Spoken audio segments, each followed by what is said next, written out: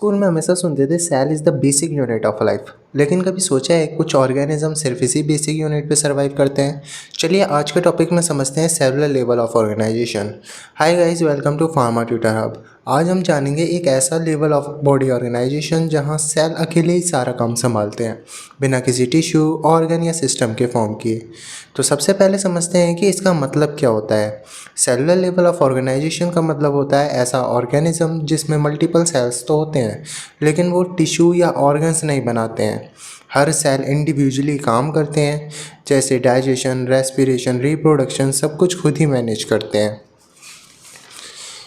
ये organism generally simple और primitive होते हैं और इनमें कॉम्प्लेक्स कोऑर्डिनेशन नहीं होता है। अगर इनके एग्जाम्पल देखें तो सबसे कॉमन और इजी एग्जाम्पल है स्पंज, जो कि एक मरीन एनिमल है जो पानी में रहते हैं। स्पंज एक मल्टी सेलुलर ऑर्गेनिज्म है, लेकिन इसके सेल्स लूजली अरेंज होते हैं। इनमें ट्रू टिश्यू, ऑर्गन या सिस्टम नहीं होते हैं और हर सेल अपने फंक्शन खुद हैंडल करते हैं। तो अगर कभी भी तुम्हें याद करना हो कि सेलुलर लेवल ऑफ ऑर्गेनाइजेशन क्या होता है, तो तुम इसे स्पंज से याद रख सकते हो। मल्टी सेलुलर होने के बावजूद इंडिविजुअली काम करने वाले सेल एक परफेक्ट एग्जाम्पल है सेलुलर लेवल ऑफ ऑर्गेनाइजेशन का। अब इस चैप्टर के फर्स्ट टॉपिक और सबसे इम्पोर्टेंट टॉपिक जो है structure and function of the cell, इसे पढ़ेंगे। तो इसके अंदर सबसे पहले हम देखेंगे सेल के बारे में। सेल एक छोटी सी यूनिट है, लेकिन इसके बिना लाइफ इम्पॉसिबल है। चाहे एक छोटा सा बैक्टीरिया हो या एक इंसान की बॉडी, सब कुछ सेल से बना होता है। रॉबर्ट हुक ने सेल को पहली बार 1665 में डिस्कवर किया था। वहीं बात करें फर्स्ट लिविंग सेल की, तो एंटोन वॉन लीवोनहुक ने इसे पहली बार डिस्कवर किया था। सेल के दो मेन टाइप्स होते हैं, prokaryotic cells and eukaryotic cells. Prokaryotic cells जिसमें वेल डिफाइंड न्यूक्लियस नहीं होता है, जैसे बैक्टीरिया। यूकैरियोटिक सेल्स वो सेल्स होती हैं जिसमें प्रॉपर न्यूक्लियस और ऑर्गेनेलीज प्रेजेंट होते हैं। सेल की स्टडी को हम साइटोलॉजी कहते हैं। हम यहाँ पर मेनली यूकैरियोटिक सेल के बारे में पढ़ाई करेंगे या डिस्कस करेंगे, जैसे जो हमारी ह्यूमन बॉडी के अंदर प्रेजेंट होती हैं। उससे पहले एक बार हम सेल के स्ट्रक्चर को देख लेते हैं। तो इस स्ट्रक्चर में आपको बहुत सारी ऑर्गेनेलीज दिख रही होंगी, जैसे mitochondria, nucleus, ribosome, Golgi apparatus, endoplasmic reticulum etcetera. और इन सभी ऑर्गेनेलीज को एक बॉर्डर मेम्ब्रेन संभाल कर रखने की कोशिश करती है।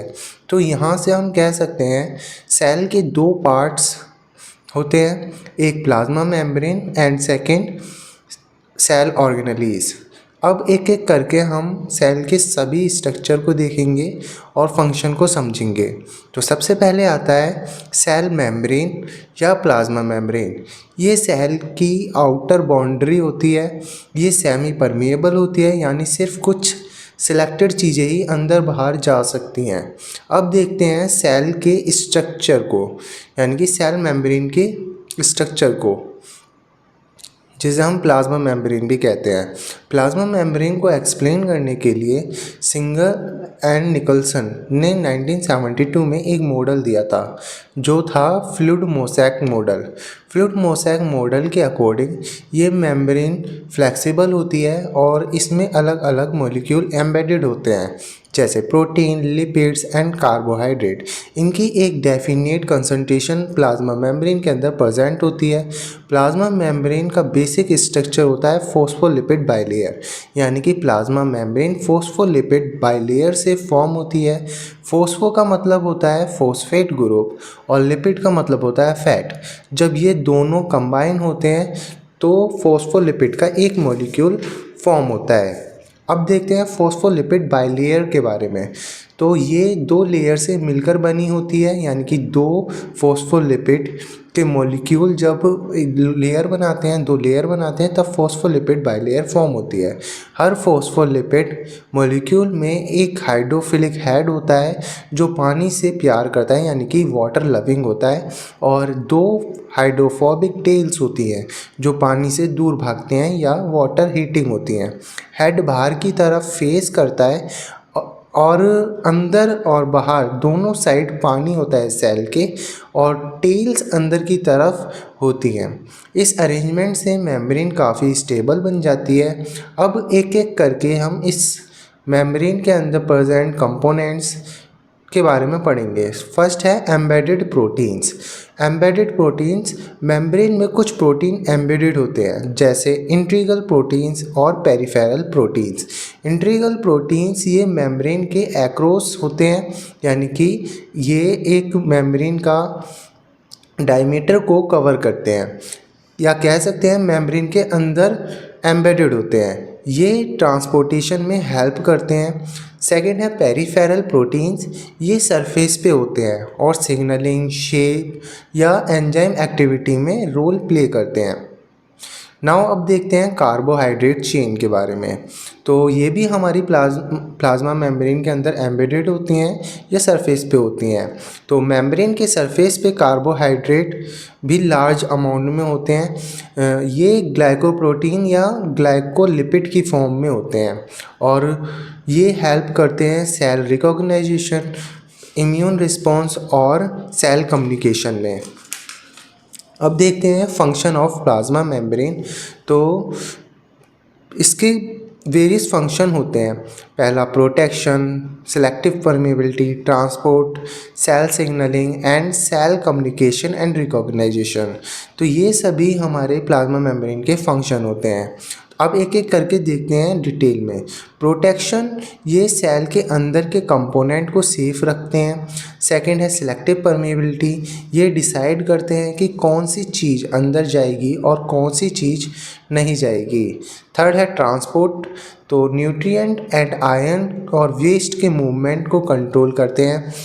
फोर्थ है cell signaling, extracellular signal को रिसीव करके एप्रोप्रिएट रेस्पॉन्स को इनिशिएट करना भी एक प्लाज्मा मेम्ब्रेन का फंक्शन होता है। लास्ट है सेल कम्युनिकेशन एंड रिकॉग्नाइजेशन, आसपास की सेल को एक साथ इंटरेक्ट करना, उनको पहचानना एक मोस्ट इम्पोर्टेंट फंक्शन होता है प्लाज्मा मेम्ब्रेन का। अब हमने प्लाज्मा मेम्ब्रेन के स्ट्रक्चर को समझ लिया है, तो अगले वीडियो में हम देखेंगे कि कैसे मॉलिक्यूल इस मेम्ब्रेन के एक्रॉस जाते हैं, यानी कि ट्रांसपोर्टेशन किस तरीके से होता है हमारी मेम्ब्रेन से सेल के अंदर और सेल से बाहर की साइड एक्स्ट्रा सेलुलर फ्लूइड में। तो इसमें हम अगली वीडियो में हम देखेंगे पैसिव ट्रांसपोर्ट क्या होता है, एक्टिव ट्रांसपोर्ट क्या होता है, एंडोसाइटोसिस क्या होता है, एक्सोसाइटोसिस क्या होता है, सब कुछ डिटेल में देखेंगे। नेक्स्ट टॉपिक है सेल ऑर्गेनेलीज, या फिर हम ऐसे भी कह सकते हैं नेक्स्ट पार्ट है सेल का सेल ऑर्गेनेलीज। तो इसमें हम देखेंगे वेरियस पार्ट जो सेल के अंदर प्रेजेंट होते हैं, छोटे छोटे ऑर्गेनेलीज प्रेजेंट होते हैं। जैसे एक घर के अंदर हर रूम का अलग अलग काम होता है, वैसे ही सेल के अंदर हर ऑर्गेनेलीज का भी एक स्पेसिफिक फंक्शन होता है। तो सबसे पहले जो चीज़ आती है वो है nucleus, the brain of the cell. ठीक है, द सेल, जो सेल होती है उसका ब्रेन माना जाता है न्यूक्लियस। ये जनरली सेल के बीच में होता है और एक डबल मेम्ब्रेन से सराउंडेड होता है। अगर शेप की बात करें तो ये ओवल या स्पेरिकल शेप का होता है।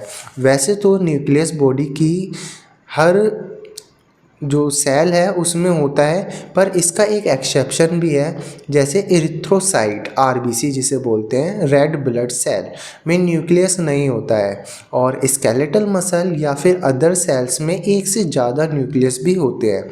इसके अंदर जेनेटिक मटेरियल डीएनए होता है जो सेल को इंस्ट्रक्शन देता है कि क्या बनाना है, कब डिवाइड होना है और कौन सा प्रोटीन कैसे बनेगा। न्यूक्लियस एक डबल मेम्ब्रेन से कवर्ड होता है जिससे हम न्यूक्लियर एनवेलप कहते हैं। इसमें छोटे छोटे पोर्स प्रेजेंट होते हैं जो मॉलिक्यूल को अंदर और बाहर जाने देते हैं। न्यूक्लियस के अंदर न्यूक्लियोलस होता है जो राइबोसोम का सिंथेसिस करने में हेल्प करता है। ठीक है, न्यूक्लियस के अंदर प्रेजेंट फ्लूइड को हम न्यूक्लियोप्लाज्म कहते हैं। तो ये सब था न्यूक्लियस के बारे में। नेक्स्ट जो ऑर्गेनेली है वो है माइटोकॉन्ड्रिया, जिसे हम पावर हाउस ऑफ सेल भी कहते हैं। तो इसका काम होता है एनर्जी का प्रोडक्शन करना। ये क्या करता है, ग्लूकोज और ऑक्सीजन का यूज़ करके एटीपी बनाता है, जो सेल के हर काम के लिए ज़रूरी होता है। जो हमें एनर्जी चाहिए होती है सेल को, वो हम माइटोकॉन्ड्रिया से जनरेट करते हैं। माइटोकॉन्ड्रिया के पास अपना खुद का डीएनए होता है, जिसकी वजह से हम माइटोकॉन्ड्रिया को सेमी ऑटोनोमस ऑर्गेनेली कहते हैं। ये डबल मेम्ब्रेन स्ट्रक्चर होता है। ये कहते हैं यहीं पर एटीपी का सिंथेसिस होता है। नेक्स्ट आता है हमारा एंडोप्लाज्मिक रेटिकुलम, जिसे हम ईआर से भी रिप्रेजेंट करते हैं। तो इसका मेन काम होता है transportation and production. Endoplasmic reticulum यानी ईआर एक इंटरकनेक्टेड नेटवर्क होता है मेम्ब्रेन्स का। ये दो टाइप्स का होता है, rough endoplasmic reticulum and smooth endoplasmic reticulum. Rough endoplasmic reticulum, इसके सरफेस पर राइबोसोम्स होते हैं। ये प्रोटीन बनाता है और उन्हें मॉडिफाई करता है। नेक्स्ट है स्मूथ एंडोप्लाज्मिक रेटिकुलम। इसमें राइबोसोम्स नहीं होते हैं, ये लिपिड का सिंथेसिस करता है, कोलेस्ट्रॉल का प्रोडक्शन करता है और टॉक्सिन्स का डिटॉक्सिफिकेशन करता है। ठीक है, तो ये सब था हमारा एंडोप्लाज्मिक रेटिकुलम के बारे में। नेक्स्ट जो ऑर्गेनेली है उसे हम बोलते हैं राइबोसोम्स, जिसे प्रोटीन फैक्ट्री भी कहा जाता है। राइबोसोम्स छोटी ग्रैनुलर स्ट्रक्चर्स होती हैं जो प्रोटीन बनाने का काम करती हैं।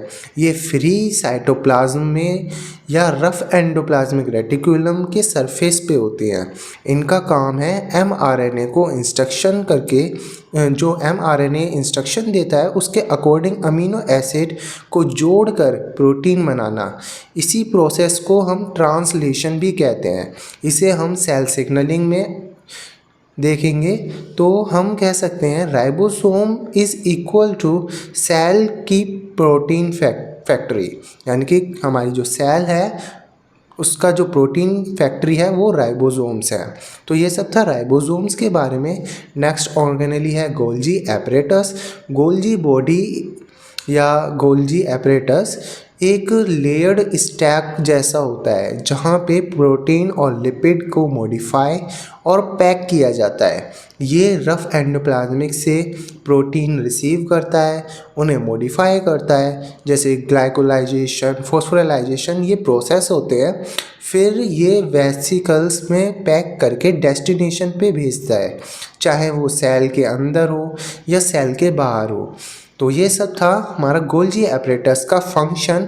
और नेक्स्ट जो ऑर्गेनेली है वो है लाइसोसोम्स, यानी कि सुसाइडल बैग ऑफ सेल।